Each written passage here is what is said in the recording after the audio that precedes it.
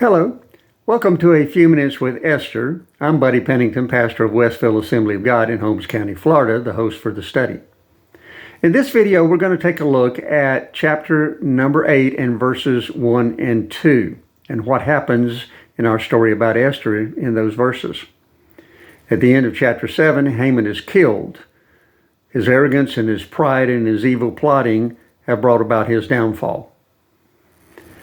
At his death, the king awards Esther, his queen, all of Haman's property. Esther had let the king know about Mordecai's connection to her as her older cousin. The king had taken his signet ring, the thing that represented his authority that was given to his right-hand man, from Haman before he killed him. That ring was given to Mordecai. Now Esther, who has received all of Haman's property, places Mordecai in charge of the estate that Haman had owned. I'd like to point out the irony of what has occurred in these first two chapters. Haman had planned on killing Mordecai and all the rest of the Jews. Instead, he was killed. Haman had arranged for the people who killed the Jews to receive the property of the Jews that they killed. And now Haman's property has gone to Queen Esther instead. And Mordecai, the man that Haman was hoping to get rid of completely, is the one who is in charge of his estate. The irony is amazing. There's something I would like to point out to you here. During this whole study, I have explained to you that God is going to punish evil. And there are some things that happen when God punishes evil.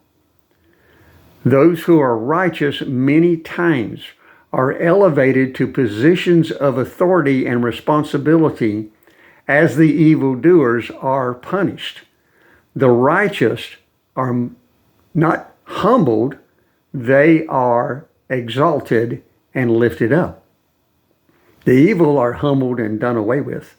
The righteous are exalted and lifted up. This happened to Mordecai. It had happened to Queen Esther.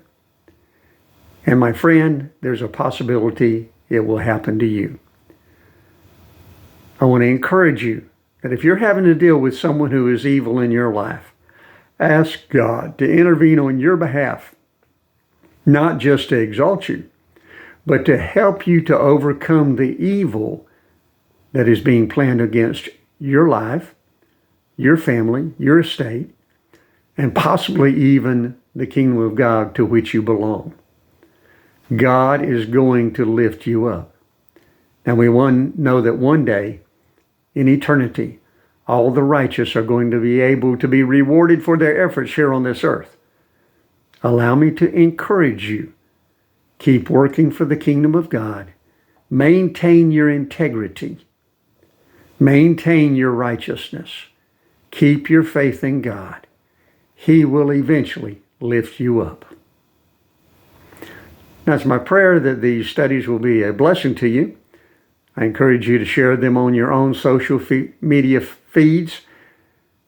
I also invite you to visit our Facebook page, which is Westville AG at 2513 Cypress Street. May God richly bless you until next time when we get together for a few minutes with Esther.